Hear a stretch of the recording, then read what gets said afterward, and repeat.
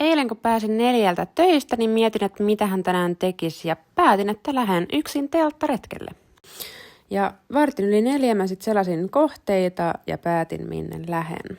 Ei muuta kuin kaupan kautta himaan ja siellä retki muona tulille. Eli 5 mä väkertelin busseihin illallisen, aamupalan, kahvia ja vähän snacksei. Ja sit vaan vaatteet niskaan ja 5:30 olin jo pakkaamassa. Noin 6:30 auto starttasi kohti illan kohdetta, jonne mä ajelin sen 0,5 tuntia, ja 7 sit rinkka selkään ja polulle kohti Möötikkä-Rakkaa Rovaniemellä. Ja tää oli mun eka kerta täällä, mutta hitto mitkä maisemat, aika upea paikka.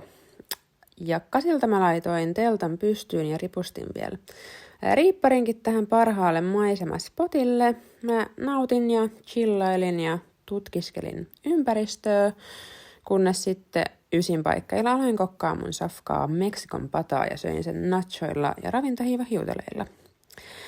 Aurinko porotti vielä täydeltä taivaalta kello 10, joten mä kääriydyin riippariin tekemään sudokuja ja ihmettelen näitä Rollon yöttömiä öitä.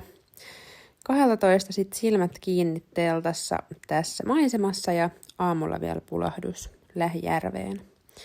Lähiluonto ja extempore-retket itsensä kanssa on kyllä parasta. Suosittelen! Bye!